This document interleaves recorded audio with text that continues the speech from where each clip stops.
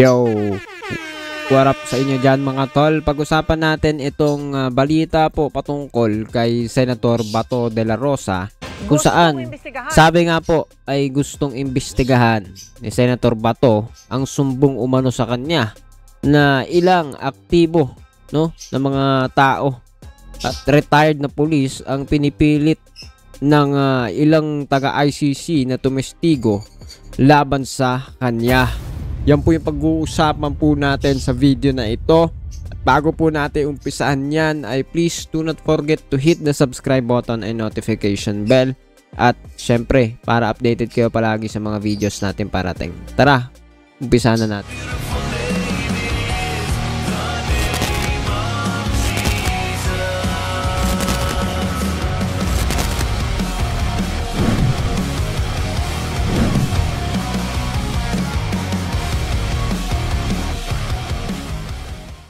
So yun nga mga tol, sabi po dito ay ayon po sa balita ay Senator de la Rosa gustong imbestigahan ang sumbong umano sa kanya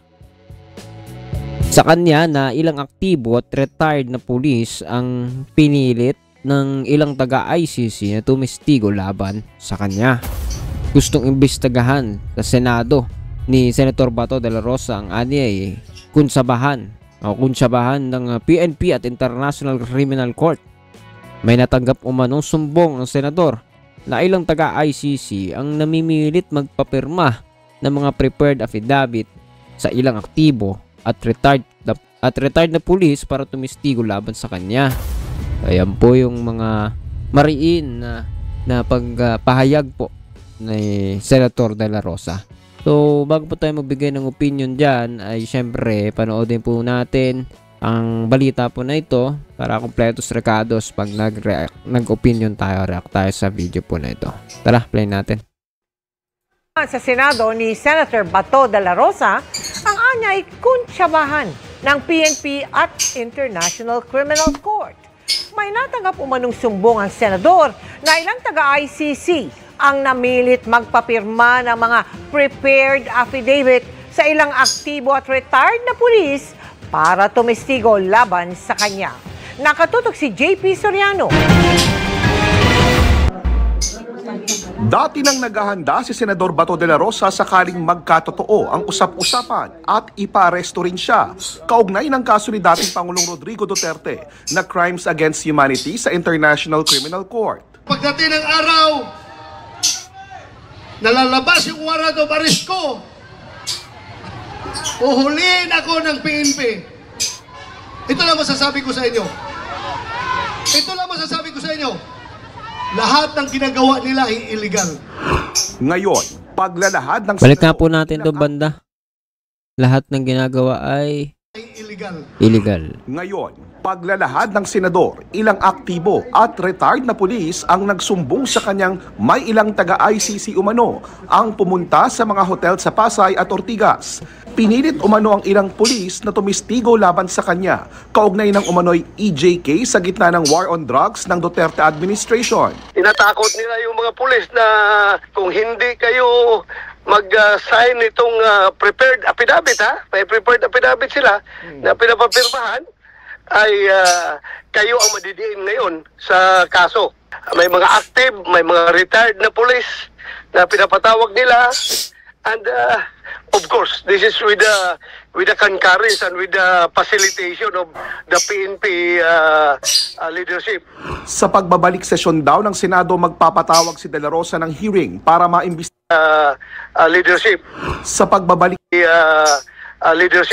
Sa pagbabalik sesyon daw ng Senado, magpapatawag si De La Rosa ng hearing para maimbestigahan ang anyay kuntsabahan ng PNP at ICC. Suffice it to say that yung affidavit na gusto mapapirmahan sa kanila ay naglalam ng mga incriminating statements laban kay Pangulong Duterte at sa akin. At yung mga pulis naman, lalong-lalo na yung mga retired na very powerless, ay natatakot din. Yung iba ay nakapirma daw at yung iba naman ay nagmamatigas, hindi pumirma dahil it was done in the absence of their lawyer. Wala pang maibigay na larawan o anumang ebidensya si De La Rosa kaugnay sa umano'y pagpapapirma ng ICC ng prepared affidavit sa mga pulis. Pero bakit di raw silipin ang CCTV footage ng mga hotel kung saan idinaos ang mga sinasabing pulong? So advisean ko na kayo, huwag niyo itamper yung CCTV ninyo na nakikita doon kung sino-sino mga Pilipino ang nagkukutsabahan dyan sa mga dayuhan para gumawa ng investigasyon dito sa ating bansa. Tinawagan at pinadalhan ng mensahe ng GMA Integrated News si ICC Assistant to Counsel Attorney Cristina Conti upang kunin ang kanilang panig, pero wala pa silang tugon sa ngayon. Wala pa ring tugon ang PNP. Para sa GMA Integrated News, JP Soriano, nakatutok 24 oras. Alright mga tol, yan po ang mainit na balita po dito sa sinasabi nga po na nais po ipa-imbestiga ni Senator De La Rosa, no? At syempre ito pong usapin po na ito ay isa pong controversial, especially dun sa mga supporter po ng ating dating Pangulo. Okay, so ano bang masasabi ninyo dito? Sa akin, kung ano yung sinasabi ni Senator De La Rosa, if mayroong group of people o may mga tao na pinipilit o baga labag sa kanilang kalooban na magtestigo, I think okay naman yan, imbestigahan. Kaya lang ang tanong, di ba, yung pinatutungkulan nung mga affidavit na yun, yung ba'y totoo? Para sa akin, yun yung maging question sa akin. What if kung yung affidavit na yun, di ba, totoo naman po pala yung laman. Sila po'y talagang may mga kinalaman. At ayaw po nilang tumistigo sapagkat sila po ay loyal sa mga Dutertes. At sa mga naging part po ng drug war at mga pagmamalabis doon, wala po tayong alam. Di po natin masabi. Pero what if totoo naman yung mga naglilalaman noon at talaga po sila ay may kinalaman? Pero kung pinipilit nga sila, maaring maling paraan pa rin, pero yung nilalaman maaring katotohanan din. Paano pong gagawin natin dito sa ating lipunan kung ang hustisya po sa mga kababayan po natin ay mahirap ng matamasa, sapagkat kailangan pong pilitin tumistigo ang mga tao na may kinalaman kung sila may kinalaman talaga, no? Pagpalagay po nating walang kinalaman, dapat pong pakinggan si Senator De La Rosa dito. Yun po ay ayon lamang sa aking opinion. Correct me if I'm wrong sa aking mga sinasabi, but diba, sa akin, honestly speaking, kung ako ang tatanungin, kung sila may mga kinalaman, dapat lang silang tumistigo. At kung hindi sila tumitistigo, ay malamang sa malamang sila po talaga ay madidiin sapagkat may kinalaman sila. Parang ganun lang naman po yun . Pero kung ayaw nila, napipilit ng po tuloy pilitin sila ng ICC. Ganun ba yun? Mali pa rin, diba? Mali pa rin. Wrong is wrong. And hindi mo pwedeng itama yung mali ng another na mali pa. Pero kayo, ano bang masasabi ninyo dito? Tingin ninyo okay lang kaya yun? Pinipilit umamin yung kriminal? Kung kriminal nga po talaga, no? Kriminal nga ba? Yan po yung magiging tanong. Sira yung sound effects natin dito. Anyway, totoo nga kaya yung mga akusasyon po na yan ni De La Rosa? Especially sa PNP at sa ICC?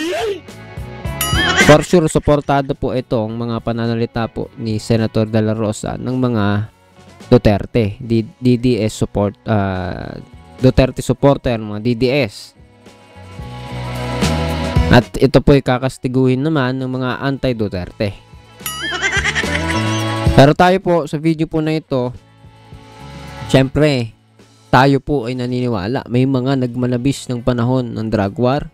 At may mga kailangan managot po talaga at kailangan po yun imbestigahan.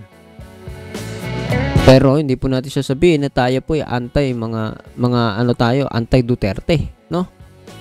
Hindi porket nagpapayag tayo ng opinion na tingin naman natin ay talaga naman dapat litisin yung mga dapat litisin, especially sa drug war, anti-Duterte ka na. No? Napakahalaga po na yung gagawin po natin dapat.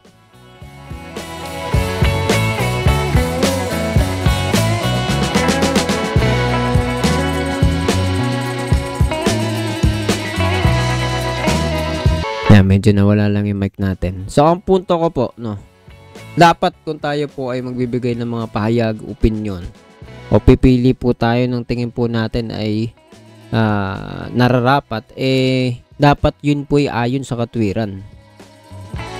Sabi ko nga po, kanina, kung may pagmamalabis dito, halimbawa may pinipilit po talaga labag sa kanilang kalooban, yun po yung mali, paraan pa rin po siguro. Dapat nga naman talagang imbestigahan yun. Pero, di ba, may mas malaking bigger picture na pinag-uusapan dito. Ito po yung kaso sa ICC, International Criminal Court. No? Tama ba ako? Na patungkol po sa human rights violation ng ating dating administrasyon at dati nating Pangulo. Napindot lang po yung effect. Sorry. Dati nating Pangulo na si Rodrigo Duterte. No? Yan po ay dapat imbestigahan. And we're not saying na kung sino ang mga dapat malagot. Nasa hukuman na po yan sa pag-iimbestiga. Dumaan po sa proseso, maganda po yun. At ito po, wala po tayong tutol ko de la Rosa. Sige, imbestigahan po yan. Pero ako po yung naniniwala, siguro naman, hindi po yan mangyayari ng ganun-ganun. Meron pong basihan at meron pangangailangan po. Especially sa kakaroon ng hustisya. Kung patutungkulan lang naman ay katotohanan, may nangyayari na na merong puwersa. Pagpupuwersa na po para mahayag yung katotohanan. Hindi rin naman natin mahusgahan, mahatulan yung mga gumagawa noon, pero hindi po natin sasabihin tama. Bahala na po ang Diyos dyan. Pero tayo po, ano yung masasabi mo? Ipag-pray po natin maging maayos ang pamamalakad po sa pamahalaan gobyerno na ito, at yung hustisya ay makamit po ng mga naging oppressed mga tao na sumailalim sa kapabayaan ng ating dating administrasyon sa pagmamalabis po doon sa EJK, drug war, sa iba pa na mga naging issue na may kaugnayan dyan. Ikaw, ano masasabi mo sa video po na ito? Comment down below, pag-usapan natin yan sa comment section. And please do not forget to hit the subscribe button and notification bell para updated ka palagi sa mga videos natin parating. See you ulit sa susunod na video.